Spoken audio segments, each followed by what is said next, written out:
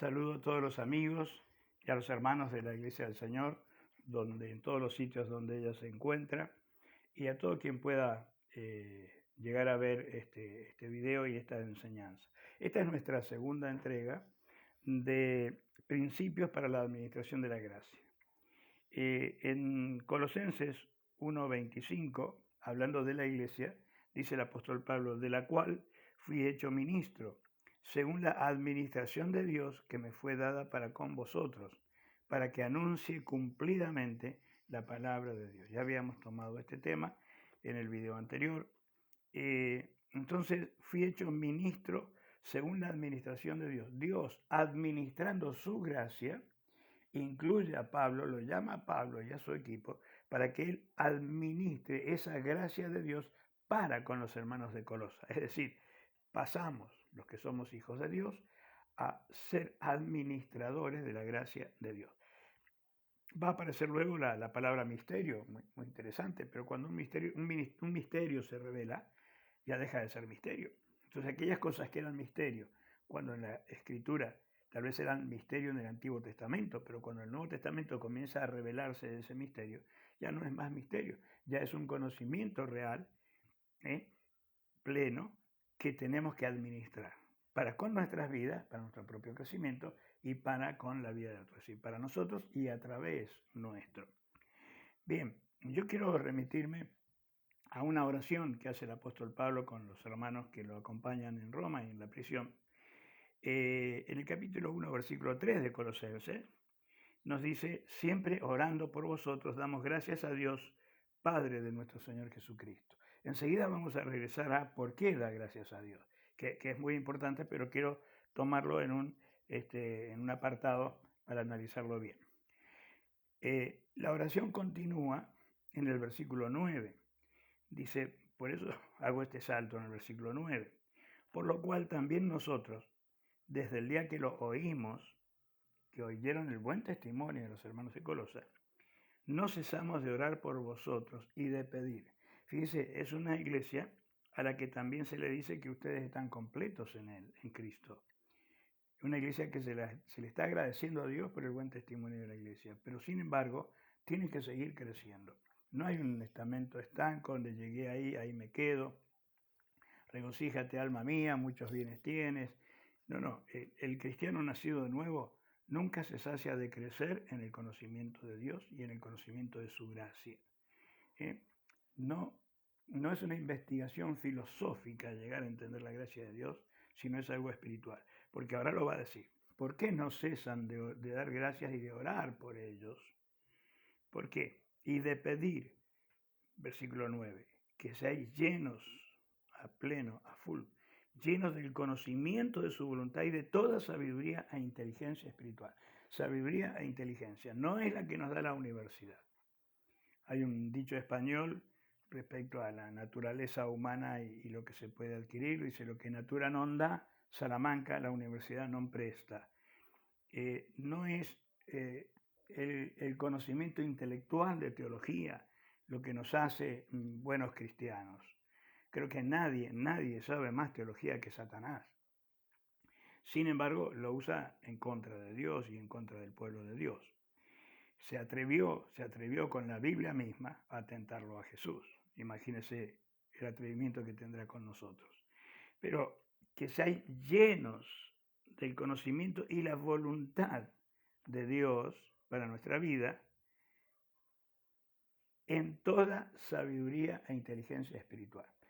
Pablo mismo, en una de las cartas a los tesalonicenses, nos dice que todo nuestro ser, espíritu, alma y cuerpo, tres elementos tiene nuestra vida. No somos individuos, somos indivitrios. Individuo es una dualidad indivisible. Si se divide, se produce la muerte. Pero en realidad, el ser humano fue creado como indivitrio, como un Dios trino a imagen y semejanza de Dios. ¿Qué pasa? Estamos muertos en delitos y pecados mientras no recibimos a Cristo. Por lo tanto, el espíritu no está activo. Nuestra mente, nuestras decisiones, nuestra cosmovisión está viciada con todo lo que el mundo nos da. Nos nutrimos del mundo. Pero cuando tenemos a Cristo en el corazón, hay una vida espiritual que comienza. Y empieza el proceso de madurar y de conocer a Dios. en el que tenemos que ser muy intencionales, un proceso que ya no es automático, que ya tenemos que poner nosotros nuestra mano de obra. Por eso la oración incesante de que lleguen a ser llenos del conocimiento de la voluntad de Dios, pero desde una sabiduría y una inteligencia espiritual, guiada por el Espíritu de Dios, no por las capacidades intelectuales que nosotros tengamos. Y el versículo 10 nos dice, para que andéis como es digno del Señor. ¿Qué pregunta ahora podemos plantear? ¿Cómo es andar como es digno del Señor? Y es algo que no siempre sabemos cómo es andar digno del Señor. Y a veces aplicamos fórmulas religiosas, no hagas esto, no aquello, no manejes, no tomes, no comas, ¿no?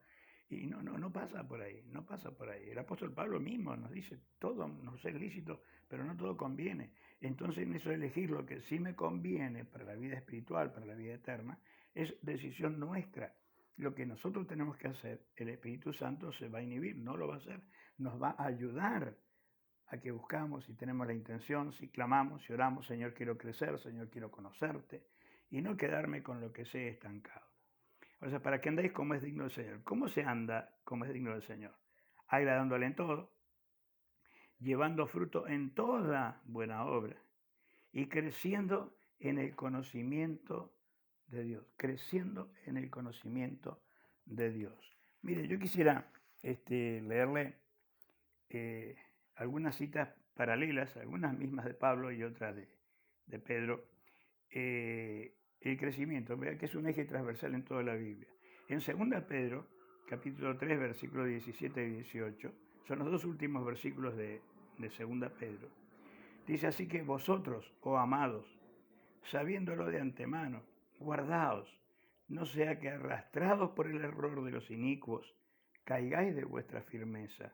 Antes bien, creced en la gracia y en el conocimiento de nuestro Señor y Salvador Jesucristo. A Él sea gloria, ahora y hasta el día de la eternidad. Amén. Se despide Pedro de esa segunda epístola que es previa a su martirio, como 2 Timoteo es previa al martirio de Pablo. Creced en la gracia, no es para alcanzar gracia que yo merezca la gracia, no, nunca voy a merecer nada de la gracia de Dios, pero esa gracia que me ha dado sin respecto a mérito, que no me la merezco y tengo que ser consciente que no me la merezco y no tengo que montarme en el orgullo y en la arrogancia de lo que sé o el título académico que tengo, sino tengo que crecer en conocer esa gracia y poder administrarla para nosotros y para otros, y en el conocimiento personal de nuestro Señor Jesucristo. 2 Timoteo 2, 1 y 2 dice así, tú pues, hijo mío, es pastor viejo a pastor joven, tú pues, hijo mío, esfuérzate en la gracia que es en Cristo Jesús. Lo que has oído de mí ante muchos testigos, eso encarga a hombres fieles que sean idóneos para enseñar también a otros. Miren, 4 generaciones en un solo versículo. 2 Timoteo, fácil recordarlo, 2 Timoteo 2:2. Lo que oíste de mí, lo que yo enseñé delante de muchos testigos, ¿sí? Lo que oíste de mí, Timoteo. O sea, Pablo es la primera generación en esta enseñanza, Timoteo es la segunda. Le dice, enséñale a hombres fieles. La fidelidad no se aprende en una universidad. La fidelidad es un asunto espiritual. Que sean también idóneos. La idoneidad sí se puede conseguir por medios académicos, por experiencia de vida, por años de experiencia, pero la condición es que sean fieles y también idóneos. Hay personas muy fieles, pero no son idóneos para algo y cada uno tiene que hacer su ministerio, no intervenir el ministerio que Dios no le ha dado. Ahora bien, Timoteo, segunda generación de esta enseñanza, tiene que transmitirla tal cual como la recibió a hombres fieles, trabajar en ellos y voluntariamente con ellos para que obtenga la idoneidad de enseñarle también a otros. Ahí es donde surge la necesidad de estudiar, la necesidad de los seminarios, la necesidad de un estudio sistemático de la palabra de Dios. Ahí es donde surge esa necesidad cuando hay un llamado al servicio. Bien, una nota sobre esto de Timoteo. Lo resumo así, ¿no? En el versículo 2 encontramos 4 generaciones en un breve versículo. Primera generación Pablo, lo que has oído de mí. Segunda generación Timoteo, lo que él ha oído lo debe transmitir. Y la tercera generación, los hombres fieles, que llegan a ser idóneos también para que ellos enseñen a otros. 4 generaciones donde el Evangelio tiene que correr sin alteración, sin modificación, sin alivianarlo, con toda la gracia, la gratuidad, pero también con la santidad que requiere. Bien, otra cita es Efesios 1:7, en quien tenemos redención por su sangre, el perdón de pecados según las riquezas de su gracia. Nos ha dado el perdón de pecado. Es nuestra responsabilidad mantenernos limpios de pecado y conducir a otros a que también reciban ese perdón de Dios. Es decir, cuando hemos aceptado a Cristo como Señor, hemos aceptado nuestra posición en la gran comisión de compartir el Evangelio con otros. Alguien que recibió a Cristo y lo oculta, no lo manifiesta, y no estoy hablando solamente verbalmente, sino en su testimonio no se nota, bueno, habría que analizar esa situación y ese cristianismo. Agustín de Hipona, siglo III, obispo de Hipona, lo que la historia considera como uno de los padres de la Iglesia, dice, es menester, decía, dejado escrito, que prediquemos por todos los medios el Evangelio de nuestro Señor Jesucristo, hasta si fuera necesario, con nuestras palabras. Es decir, la predicación dinámica del Evangelio no es la elocuencia, no es la oratoria, aunque tiene su importancia y es buena en el que fue llamado para eso. Pero lo más impactante es el cambio de vida. En estas citas, en estos textos queda muy claro que el crecimiento es una responsabilidad personal. Cuando en la iglesia todos asumimos esa responsabilidad de crecer en el conocimiento de Dios, ser buenos administradores en lo que vamos conociendo, como resultado genera un crecimiento congregacional, colectivo. Sin crecimiento personal no habrá crecimiento colectivo, porque el colectivo es la sumatoria de las individualidades. Entonces, si los miembros de la iglesia no están decididos a crecer en el conocimiento de Dios, a crecer en esa búsqueda de la inteligencia y la sabiduría espiritual. Hoy se habla mucho de sabiduría artificial, ¿no? De ciencia, inteligencia artificial. Bueno, aprovecharemos todo eso si nos es útil para algo, pero nunca nos va a ser útil para la salvación, para la consagración a Dios. Otra cosa que dice, versículo, salto un poquito al capítulo 2 como un anexo de Colosenses, porque quiero que sepáis cuán gran lucha sostengo por vosotros, por los que están en la Odisea y por todos los que nunca han visto mi rostro. Pablo está preocupado y esta oración constante, y yo le denomino a eso la responsabilidad pastoral de orar permanentemente por los miembros de la iglesia. Los seres humanos y los hijos de Dios, los miembros de la iglesia, no son un material descartable que deja de ser útil uno, lo descartamos y ponemos a otro. Eso tenemos que tener mucho cuidado, porque tal vez alguien no responde al programa que yo he planteado para la función ministerial que yo tenga, entonces lo descalifico y que venga otro. No, tengo que guiarlo, tengo que ayudarle a que encuentre su ministerio, encuentre su lugar en el cuerpo de Cristo, que de hecho no hay un solo miembro de Cristo que no tenga su lugar para servir en la iglesia.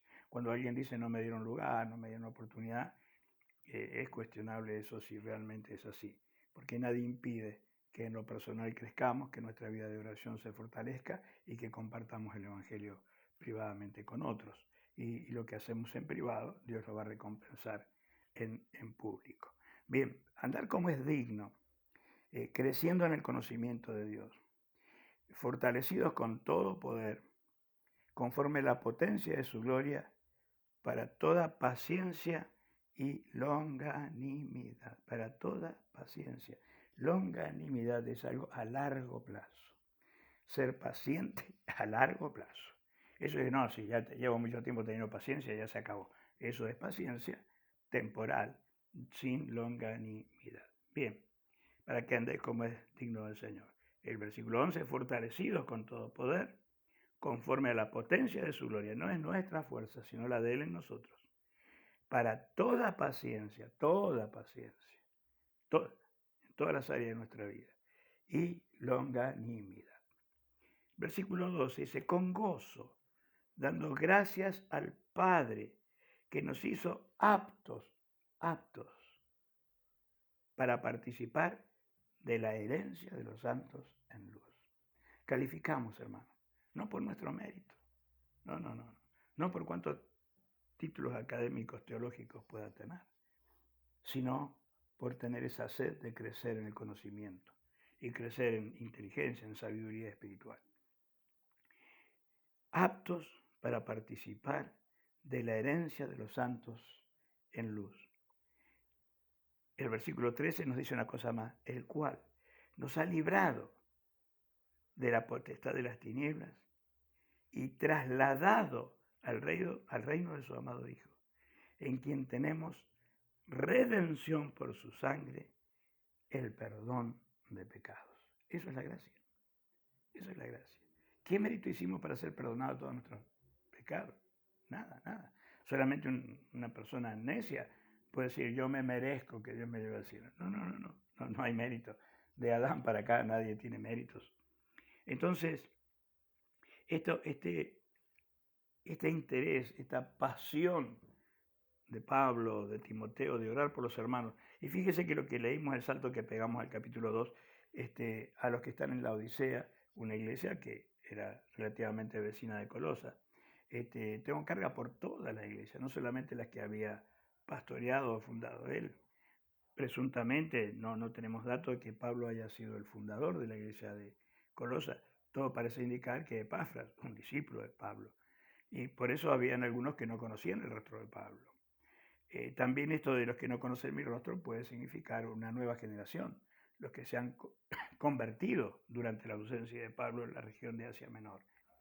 Porque note, Pablo fue tomado prisionero en Jerusalén, estuvo 2 años en Cesarea prisionero, un viaje de algunos meses que terminó con naufragio, y luego 2 años esperando comparecer ante un tribunal presidido por el emperador, que era el derecho romano que todo ciudadano romano tenía, 2 años más. Es decir, estamos hablando de casi 5 años de estar prisionero y alejado de las iglesias. Entonces, es muy probable que gente se haya ido convirtiendo y no lo conocen a Pablo, solamente de oídas. Entonces, él tiene carga por los que no conocen su rostro. Mire, no.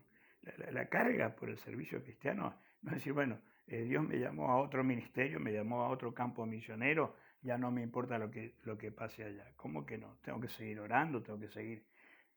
Tal vez no puedo inmiscuirme en asuntos propios de la iglesia local, pero sí, ¿quién me impide? Es más, estoy obligado a doblar mis rodillas y orar por aquellos hermanos, aún los que no conocen mi rostro, pero que son discípulos de los que fueron discípulos míos, los que cumplieron con 2 Timoteo 2:2. Ahora sí, regreso al versículo 4. ¿Por qué? Y vuelvo a leer el versículo 3 para que entremos en ese contexto. Y a esto se le llama las 3 virtudes teologales de la iglesia. Es decir, en la teología hay 3 elementos fundamentales. Lo vimos en el video anterior. Tecnológicamente no estamos a la altura a veces, pero hay un PowerPoint preparado que esta hermana Mayra va a hacerles llegar de alguna manera por WhatsApp o por algún otro medio, donde ilustra esta verdad del versículo 4 y 5. Seguimos en el capítulo 1 de Colosenses. Leo el 3 para mantener el contexto.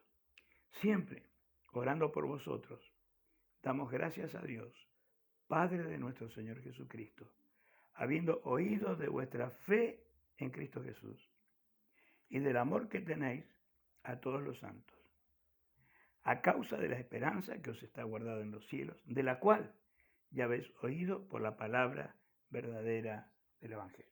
El Evangelio tiene una dimensión escatológica, tiene que ver con la historia, con lo que sucedió en el pasado, la vida, ministerio, muerte, resurrección, ascensión de Cristo y todo lo que sabemos que Él está haciendo en el cielo a la diestra de su Padre. Pero eso que sabemos tiene que producir una conducta en nosotros intencional del amor hacia todos los santos. Es decir, la conflictividad entre los hermanos debe tener una hipótesis de riesgo 0 o casi 0, porque Cristo los ama, yo los amo, y estamos todos en un proceso de transformación. Estamos todos, no es automático, no es que yo acepto a Cristo y automáticamente una varita mágica me toca y soy todo lleno de la sabiduría y de la inteligencia espiritual. Es un proceso en el que nosotros ponemos la mano de obra. Nosotros doblamos las rodillas para orar, nosotros abrimos la Biblia para leer, nosotros buscamos todas las instancias de capacitación que podamos para conocer más cerca a Dios. Entonces, fíjese, hay una relación vertical que se restaura, la relación del hombre con Dios, fe en el Señor Jesucristo, en lo que Él es, en lo que Él hizo. La fe en el Señor Jesucristo es el madero. Imaginemos, yo le llamo a esto la obra de la cruz en las comunicaciones o la obra de la cruz en la comunión.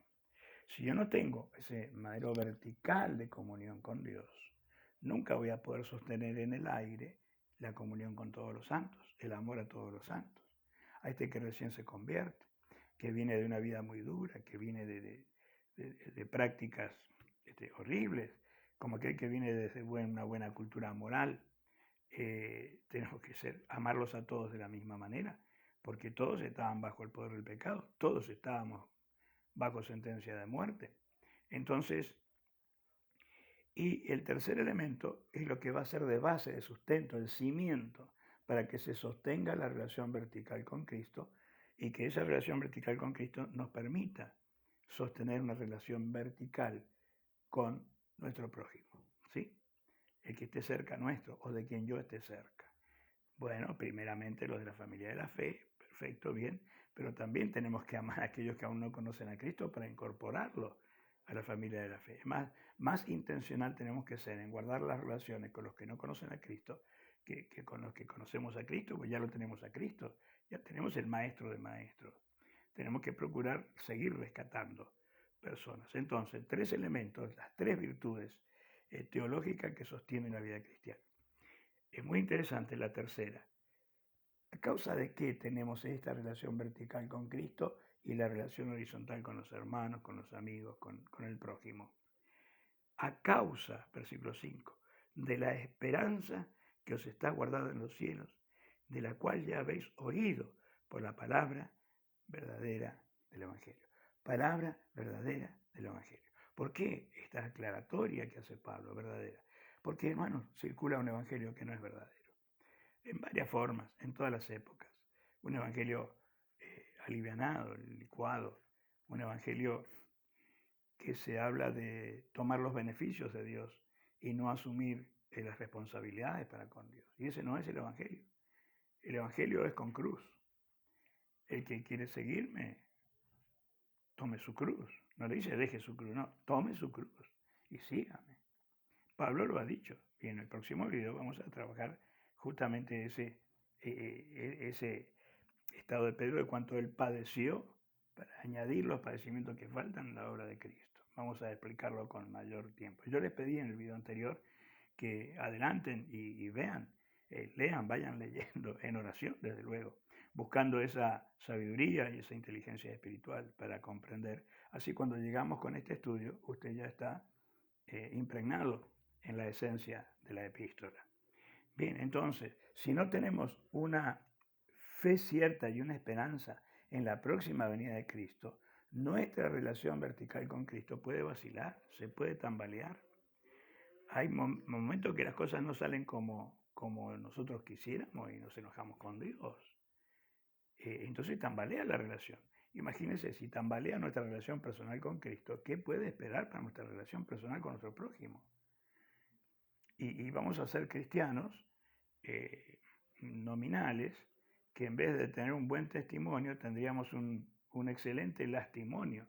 Eso es una palabra, no la inventé, sino otro siervo de Dios en un libro que fue muy leído hace muchos años. Él instaló esa palabra. Dan lástima, cristianos, pero no se nota que son cristianos. Y no estoy acá para hacer un juicio, sino para nombrar una realidad, una realidad. Y no hay iglesias exceptuadas de esa situación, de hermanos que se quieren recibir la gracia, pero no se interesan en seguir creciendo.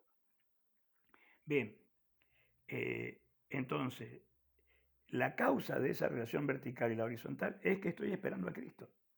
A causa de la esperanza que os está guardada en los cielos, de la cual ya habéis oído por la palabra verdadera del Evangelio. Por eso tenemos que predicar el Evangelio verdadero, no un Evangelio licuado, aguachento, con ofertas, que es la gracia de Dios, y demandas, que es caminar en santidad y en crecimiento.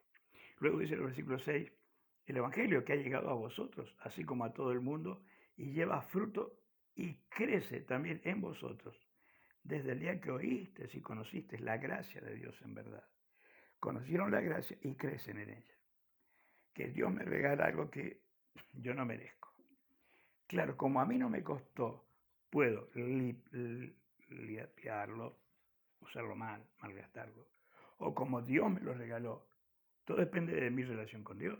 Si mi relación con Dios es óptima, es de gratitud, mi vínculo con el Señor es de gratitud por lo que Él hizo a mi favor, entonces voy a ser muy celoso en administrar esa gracia. Voy a ser muy celoso en cuidar mi testimonio y en aprender, no en actitudes religiosas, sino en nuevo nacimiento y un crecimiento de ese nuevo nacimiento. Nace un bebé y si unos meses después sigue siendo bebé y no ha crecido, estamos frente a una patología, no un crecimiento normal, natural. Entonces, y va a incluir a una tercera persona. Hasta el momento habló de él y de Timoteo, pero va a incluir ahora a Epafras, quien es muy probable, casi seguro, de que haya sido él el que funda la iglesia de Colosas.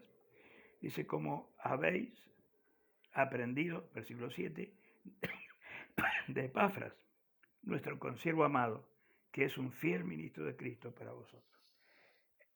El secreto del crecimiento de un cristiano es que hayan siervos como Epafras, consiervo amado, que es un fiel ministro de Cristo para vosotros, un fiel ministro que administra la gracia que él entiende para los demás. Quedarnos con la gracia y disfrutarla nosotros sin compartirla no es el mandato de Dios, no estamos creciendo, no estamos buscando, no nos está interesando la sabiduría y la inteligencia espiritual. Y dice el versículo 8, quien también nos ha declarado vuestro amor en el Espíritu. Es decir, Epafras nos cuenta de su buen testimonio. Por eso ahora enganchamos con la continuidad de la oración del versículo 9, que ya vimos, por lo que Epafras le ha informado de la conducta de la iglesia, queridos, a esta iglesia no hay que enseñarle de nuevo los rudimentos de la doctrina. A esta iglesia hay que ayudarle a seguir creciendo. Y que todo miembro de la iglesia sepa dentro de ella cuál es su lugar de trabajo, cuál es su ministerio, en qué Dios lo va a usar. Y no importa que sea un líder de plataforma, de púlpito, o sea alguien que trabaje en el anonimato, porque todos somos necesarios. Algo que hace eficaz a un ejército en guerra son los de la retaguardia que entrenaron a los soldados. Si van mal entrenados, no va a haber victoria en los campos de batalla. Entonces la iglesia es el organismo para preparar a los obreros en estas características en que Pablo, Timoteo, Epafras y todo el equipo que está acompañando a Pablo en la prisión, repito, primera prisión en Roma, tuvo el privilegio, eso lo dice al final de Hechos de los Apóstoles, por ser ciudadano romano, de tener un arresto domiciliario encadenado, sí, las 24 horas a un soldado romano que se iba cambiando de turno. Entonces, esto que es la introducción del versículo 1 hasta el 14, que es la introducción de la carta, en realidad más que introducción ya es un desarrollo teológico hermoso, magistral. En estas virtudes, estas tres virtudes, la esperanza que nos está aguardada en los cielos. Eso sostiene, pase lo que pase, nuestra relación con Dios. Por lo tanto, está nuestra esperanza firme y está nuestra relación vertical con Cristo firme, pues vamos a ser capaces de resolver todos los conflictos interpersonales, los conflictos de problemas de relaciones que puedan ir apareciendo y seríamos así efectivos. Pero tiene que haber una intencionalidad concreta, tiene que haber una decisión firme de crecer como administradores de la gracia de Dios. La palabra administración va a aparecer varias veces o palabras sinónimas. Entonces, recibimos la gracia de Dios para nuestra salvación y tenemos que crecer, entrenarnos espiritualmente espiritualmente, que no excluye una capacitación intelectual, desde luego, pero todo tiene que ir acompañado que sea para la gloria de Dios, como también, como dice el versículo 14, en quien tenemos redención por su sangre y perdón de pecados. Esa gratitud nunca se tiene que mover de nuestro horizonte bien a la vista, porque van a haber momentos en que las situaciones de la vida, fogoneadas por el enemigo de nuestras almas, nos va a querer hacer dudar de Dios, como se atrevió a quererlo hacer dudar de Dios a Jesús mismo. ¿Cómo tuvo éxito con Eva y Adán? Con que Dios ha dicho. Lo que pasa, que Dios sabe que si ustedes comen van a ser como Él. Y le hizo pisar el palito y caer en lo que hoy es la humanidad, lamentablemente. Pero Cristo es el que vino como un bebé, pero que no se quedó como bebé, sino que creció, que fue el gran rabino de Israel, aunque institucionalmente Israel no lo reconozca, pero fue el salvador del mundo, y la historia de la humanidad se dividió en antes de Cristo y después de Cristo. Entonces, un hombre que no tenemos constancia de que haya ido a una universidad, ni siquiera que haya tenido el privilegio de Pablo de estar a los pies de Gamaliel, más grande de los rabinos de la historia de Israel, la historia antigua de Israel, él estuvo solamente en comunión con su Padre. Y él nos ha dejado ejemplo para esto. Bien, hago una introducción al tema siguiente, después de las 3 virtudes teologales, para que usted ya conozca la orientación. Algo que tiene que ver con la muerte de Cristo en la cruz, que es el precio de la reconciliación. Eso viene en el próximo video, que es Colosenses 1, 15 hasta el 23, donde se nos dice que Él es la imagen del Dios invisible, el primogénito de la creación. Ahí estaba con Dios creando, Juan 1:1. Porque en su persona, en Él, en su ministerio, en su vida, fueron creadas todas las cosas, la que hay en los cielos y la que hay en la tierra, visibles e invisibles, sean tronos, sean dominios, sean principados, sean potestades, aun cuando sean potestades y dominios rebeldes a Dios, que los hay, fueron creados y Él no ha perdido la potestad sobre todos ellos. Y todo eso ha sido creado por Él, por medio de Él y para Él, toda la creación. Dice el versículo 17, y Él es antes de todas las cosas, y todas las cosas en Él subsisten a través del tiempo. Y Él es la cabeza del cuerpo, que es la iglesia, el que es el primogénito, el principio, el primogénito de entre los muertos, para que en todo tenga la preeminencia, el primer lugar. El primer lugar. Si en la vida de un cristiano Cristo no ocupa el primer lugar, y no estoy hablando del activismo eclesiástico, sino de la comunión personal con Dios en primer lugar. Si en la iglesia está más enfocada a un activismo eclesiástico, a la gloria propia de la institución, pues hay que ir corrigiendo desde la individualidad de cada uno de sus miembros para que hagan una iglesia saludable, no perfecta, pero sí saludable, que reconozca sus errores y trabaje en ello por la gracia de Dios y administrando la gracia de Dios para corregir esos errores. ¿Sí?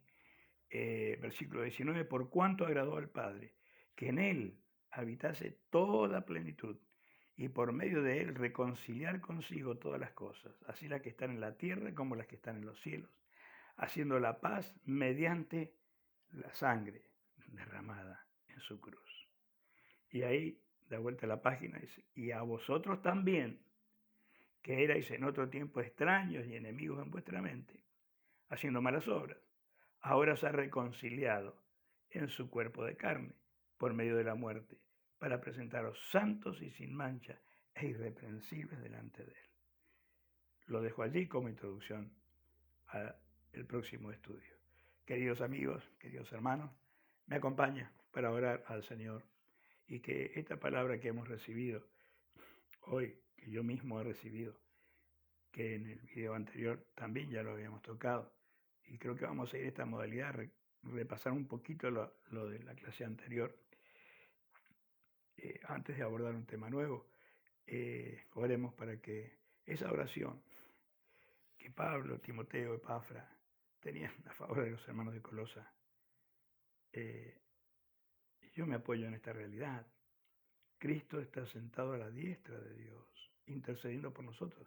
Esa oración que Pablo hacía a favor de los hermanos de Colosa, la está haciendo hoy por vos, por mí, por tu iglesia, por mi iglesia.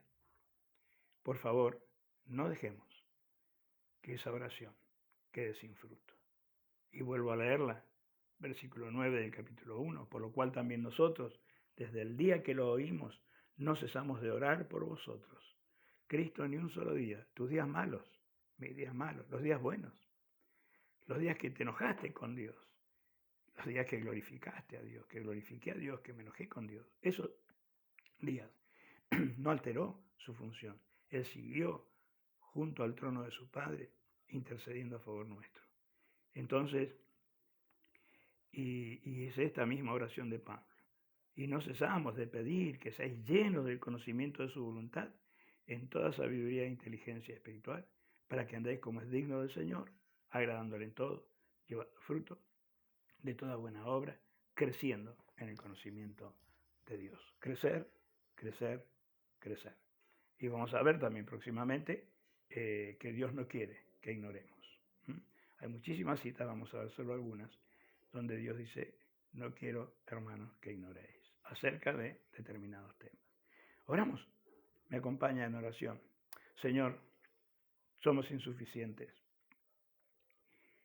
No nos alcanza la sabiduría intelectual. No nos alcanzan los libros que hemos leído. Porque se trata de tu gracia.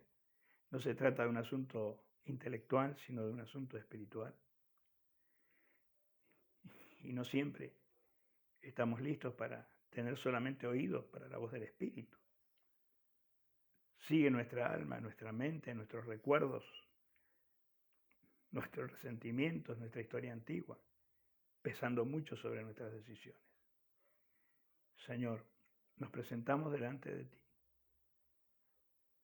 diciéndote, Señor, perdónanos por no haber estado tan interesados en este crecimiento que vos deseas que tengamos.